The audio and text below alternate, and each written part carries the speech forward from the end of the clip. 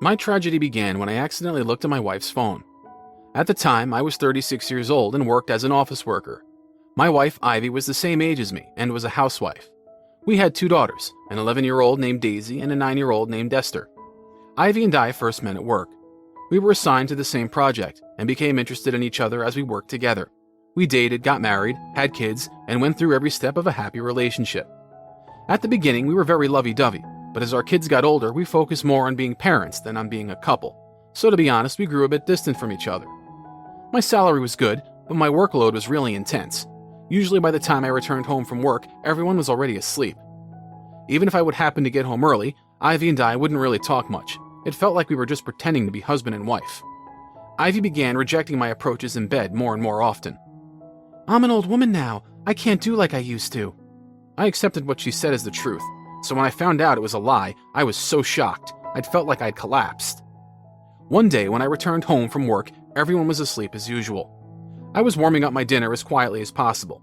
My wife had left her cell phone on the sofa, and I heard its text notification sound go off multiple times.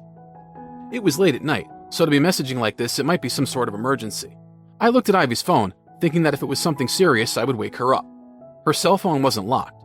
Without thinking much, I looked at her text and saw a message that said, "I love you. You're the only one for me." Huh? The first moment I didn't understand what was going on, but the contact photo showed it was clearly a man, and they had texted each other a lot. I felt my heart thumping loudly as I looked through the texts. Feeling like I was going to throw up, I went through all the messages and found out that they had started dating last month. "Last time was a bit of a disappointment, but now I'm looking forward to next time even more," wrote a text from the man. Just from that text, I couldn't understand what he was talking about, but my wife replied, "I was surprised when my period suddenly started. I'll make sure we can definitely do it next time. I'm sorry for making you hold yourself back." Even though she would turn me down, having sex with another man was fine? I guess she wouldn't sleep with me because she was already sleeping with someone else. As I was deep in thought, my dinner went cold. Well, whatever. I let out a big sigh and sat on the couch. My wife was cheating on me.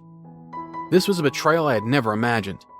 I looked up at the ceiling and wondered what I should do from now on. If I wake up my wife and ask her about it now, I won't be able to keep my cool. I thought maybe I could pretend I hadn't seen anything and wait for my wife's affair to end, but I wouldn't be able to handle that mentally. Among her messages with that man, she wrote, "The way my daughter talks back to me isn't cute at all. She's beginning to act more like my husband. I hate it. I can't sleep with my husband anymore. When I think to myself that I have to be with him for the rest of my life, I feel like I want to disappear. If we divorce, I want to take custody of our kids. I want to get divorced. My daughters will bother us, right?" Ivy wrote. "I will love your daughters too," her lover replied, but that just made me angry. Though I didn't get to see them during the week, I would always go out with my daughters on the weekend and talk to them about everything I had missed during the week. I wanted to think that we trusted each other. But since I was always at work, my wife and daughters must have been upset with me. My wife probably cheated on me because I made her feel lonely. But even if it was my fault, I couldn't defend what she had done. In the messages, they planned when they'd meet up and shared their feelings for each other. In order to collect evidence, I forced myself to calm down. With a bit of time, I noticed I was feeling a bit better. I will make sure she takes responsibility for this. I decided to buy a voice recorder and find an accomplice to help me gather evidence. I would then expose Ivy's affair in order to get a divorce, alimony, custody of our kids, and child support. Though I was sad, I didn't want to lose. I began looking forward to catching her. Thinking about it now, the shock must have made me go a bit crazy. I took photos of their conversations, ate my cold dinner, and went to bed. Ivy slept together with our daughters, so I went into my own room. My mind was racing so much that I couldn't fall asleep. The next morning, my wife woke up as if nothing had happened. She looked at my face and said, "Are you okay? You don't look all that great." I felt like saying, "That's your fault," but I held it in and headed off to work. As I was getting ready for work, Ivy was laying around the couch using her phone. It seemed like she didn't notice I had read her messages with her lover. She didn't even have a password on her phone. She wasn't wary of me at all. I guess it never occurred to her to put a password on her phone because we never looked at each other's phones, even before we got married. After work, I got in touch with a friend I was sure would be on my side. He's been a friend of mine since high school, and he knew my wife. He seemed pretty shocked when I told him Ivy was probably cheating, but he said, "No matter what happens, I'm on your side." Hearing him say that was reassuring. A few weeks passed, and I regularly checked Ivy's phone to photograph anything I thought could be used as evidence. During those few weeks, her lover Caleb had taken time off to work and they planned to meet. Since Ivy didn't work, she could do whatever she wanted when our daughters were off at school. She was great at housework, so after finishing cooking and cleaning, she still had free time for herself. They had picked a date and time, and I hired a private investigator to catch them in the act. That cost a pretty penny. I secretly had my own savings from which I took out money to pay the investigator. On the day they had chosen, Ivy was supposed to go to Caleb's house, and I asked the investigator to follow her. The goal was to learn Caleb's address and get a picture of his face. It was the day Ivy was supposed to go to Caleb's house. I went to my office as normal, but I honestly couldn't focus on my work. Thinking that while I'm sitting at my desk, Ivy was in another man's arms made me want to stand up and scream. The investigator I had hired was a very polite person, and she sent me all the information via email. In the photos the investigator sent, I saw Ivy kissing that man. I understood. That was definitely Ivy. I was surprised from how close up the investigator managed to capture the photos. They were so focused on each other that they must have not noticed. I went and spoke with the lawyer my friend had introduced me to. Since I had evidence of the affair, he said I'll have no problem divorcing my wife, and depending on what my daughter said, I might be able to win parental custody too. Since Ivy had texted her lover that our daughters weren't cute and that she didn't want them, it's possible she didn't even want custody. Our older daughter, Daisy, had a strong sense of justice and would definitely be angry at her mom for cheating on me. As for our younger daughter, Esther, it was harder to say what she'd think, but since she loved her older sister, she was likely to follow her footsteps. Of course, I was being optimistic. If my daughters wanted to be with their mother, I would accept that. Ivy met Caleb many times, and I collected a lot of evidence. I even had voice recordings of them, but I kept waiting for the right moment to reveal everything. Around mid-December, I told the private investigator and my lawyer that I would be making the final move within this year. On Christmas, it was time for me to claim my victory. I asked my wife if she had any plans for Christmas Eve while I was at work.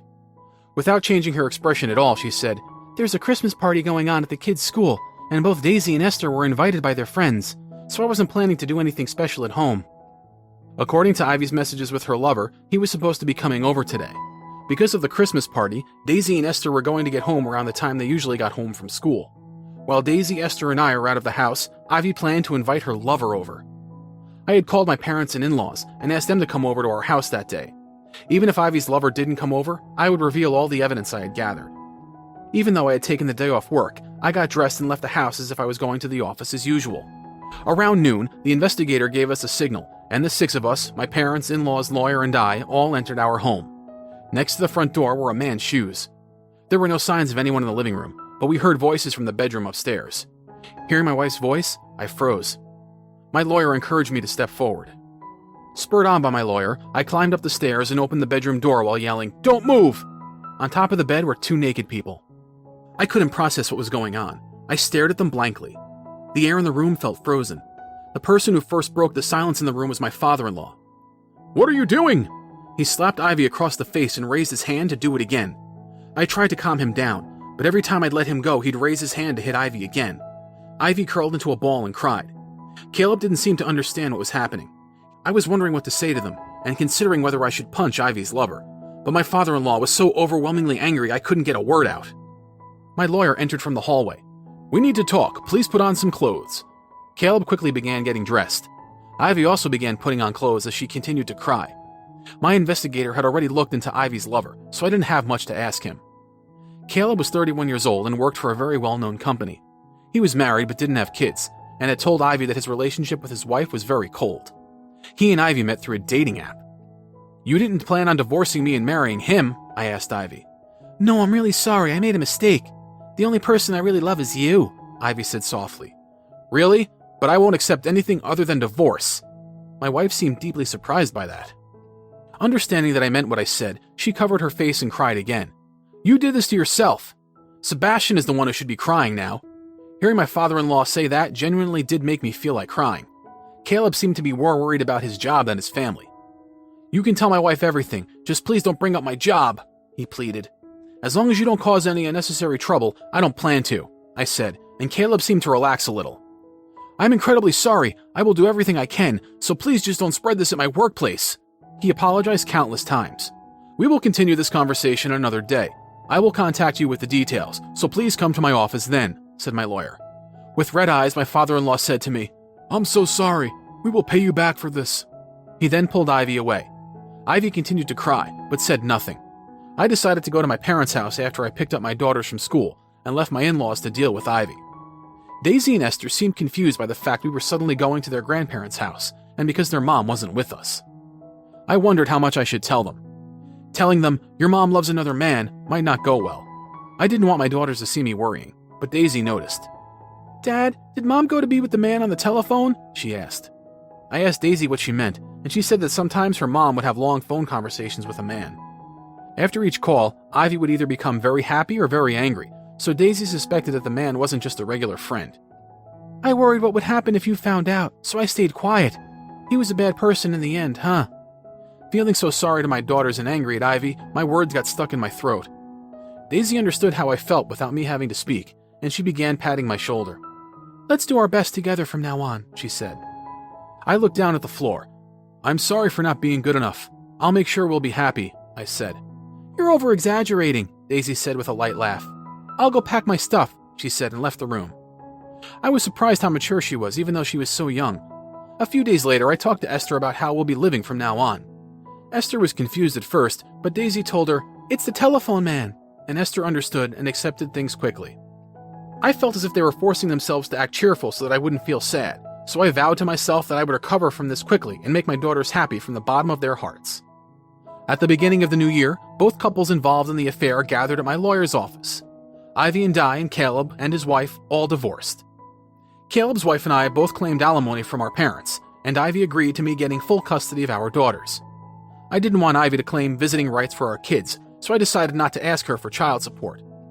I thought the divorce negotiations would be more complicated, but Ivy accepted all of my conditions without any complaints. After the divorce, Ivy and Caleb had nothing stopping them from meeting. Whether they chose to marry each other or not is up to them.